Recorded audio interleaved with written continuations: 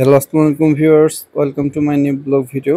আশা করি আপনারা ভালো আছেন। আলহামদুলিল্লাহ আমি ভালো আছি। তো আজকে একটা নতুন ভিডিও নিয়ে আসলাম।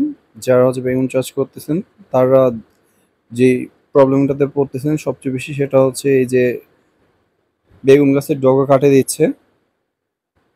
মূলত হচ্ছে মাজরা পোকা বেগুন গাছের ডগা কাটে দিচ্ছে। আবার বর্তমানে অন্যান্য যেগুলো হচ্ছে পোকা আছে এগুলা দমন করা গেলেও এই মাজরা পোকাটাকে দমন করা যাচ্ছে না। এই যে আপনাদেরকে এখন দেখাচ্ছি, এই যে ফলগুলা ফলগুলা ছিদ্র করতেছে আর ডগাগুলা ছিদ্র করতেছে হচ্ছে মাজরা পোকা। এই যে এই পোকাটা হচ্ছে মাজরা পোকা। চিনে রাখেন মাজরা পোকা কেমন, যে এই এই পোকাগুলো হচ্ছে ডগার ভিতরে থাকার কারণে আর হচ্ছে ফলের ভিতরে থাকার কারণে হচ্ছে উম, নির্মূল করা যাচ্ছে না। এই যে একটা ডগা কাটে দিছে, দেখেন যে ডগাটাতে ফুল আছে।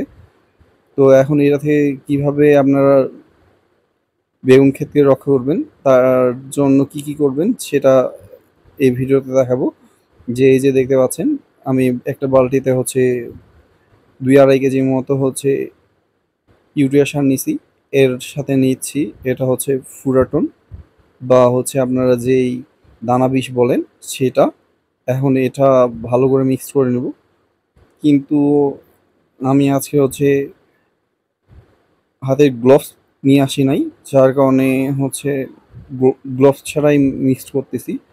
আমার জমিটা একটু দূরে, তো যার কারণেই হচ্ছে আবার বাসায় যায় গ্লোভস আনতে অনেক সময় লাগবে আর প্রচুর রোদ, যার কারণেই আমি হচ্ছে বাসায় যাইনি। তো আমি আগে এটা ভালো করে মিক্স করে নিয়েছি। মিক্স করার পর এই যে পুরো জমিতে এইভাবে ছিটাই দিতে লাগবে।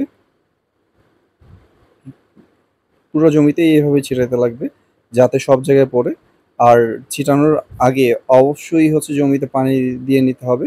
আমি এই ভিডিওটা হচ্ছে করতে চাই নাই, পরে দেখলাম যে না, একটা ভিডিও করি, যেহেতু আমি ইউটিউবে হচ্ছে রেগুলার ভিডিও ছাড়ে না। তো ভাবতেছি যে রেগুলার ভিডিও দেব, যার কারণেই হচ্ছে ভিডিওটা তৈরি করলাম। তো এইভাবে পুরো জমিতে আস্তে আস্তে করে ছিটাই দিতে লাগবে যাতে প্রতিটা গাছের গোড়ায় পড়ে।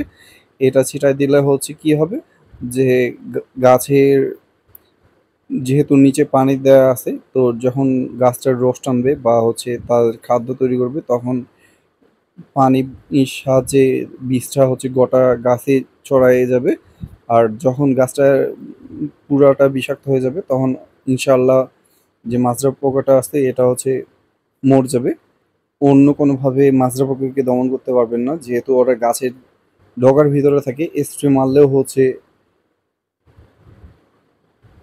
স্প্রেটা হচ্ছে পোকার উপরে পড়ে না বা ভিতরে যায় না, যার কারণে হচ্ছে এই পোকাটা মরে না। এখন বর্তমানে আমার এই বেগুন ক্ষেত্রতে মাজরা পোকার আক্রমণটাই বেশি। তো মাজরা পোকা দমন করতে পারতেছিলাম না। এর আগে আরেকবার ব্যবহার করছিলাম, ইনশাআল্লাহ ওইটা ব্যবহার করার পর দেখছি যে গাছের ডগা কাটা কমে গেছে। আর আপনারা যারা বেগুন চাষ করেন অবশ্যই জানেন যে বেগুন প্রতিটা ডগায় থেকেই ফুল আসে, অন্য কোনো অংশ থেকে ফুল আসে না। তো যখন দেখা যায় যে গাছে ডগা থাকে না, তখন হচ্ছে ফুল থাকে না। আর ফুল না থাকলে তো ফল পাওয়া যাবে না। তো অবশ্যই আপনাদেরকে মাজরা পোকা দমন করতে হবে। আর মাজরা পোকাই হচ্ছে শুধুমাত্র বেগুনের ডগা কাটে, অন্য কোনো পোকা হচ্ছে পাতা নষ্ট করে না। আপনারা দেখতে পাচ্ছেন যে আমার বেগুন ক্ষেত্রার পাতাগুলা, বেগুন ক্ষেত্রা মাশাল্লাহ একদম অনেক সুন্দর হইছে। কিন্তু আমি সুন্দর হওয়ার পরেও আমি হচ্ছে ফল তেমন নিতে পারতেছি না। অবশ্যই দেখাবো আপনাদেরকে ফলে কেমন আছে, ফুল কেমন আছে নেক্সট ভিডিওতে। আরও কিছু কিছু জিনিস আপনাদেরকে দেখাবো। আপনারা অবশ্যই ভিডিওটা দেখে হচ্ছে কিছু না কিছু শিখতে পারবেন। আর আপনারা যদি উপকৃত হন বা হচ্ছে আপনাদের ভালো লাগে থাকে, তাহলে আমার চ্যানেলটা হচ্ছে সাবস্ক্রাইব করে দিবেন অবশ্যই। আপনারা আমার চ্যানেলটিকে সাবস্ক্রাইব আর যদি লাইক দিয়ে পাশে থাকেন, তাহলে আমিও উৎসাহ পাবো যে নতুন নতুন ভিডিও ছাড়ার। সকলেই ভালো থাকবেন আর আমার জন্য দোয়া করবেন, আমি যাতে একটা ভালো অ্যামাউন্ট ইনকাম করতে পারি বেগুন বিক্রি করে। আর সকলেকে ধন্যবাদ ভিডিওটা দেখার জন্য।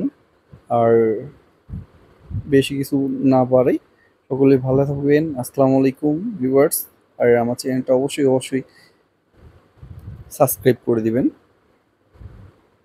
ধন্যবাদ সকলকে।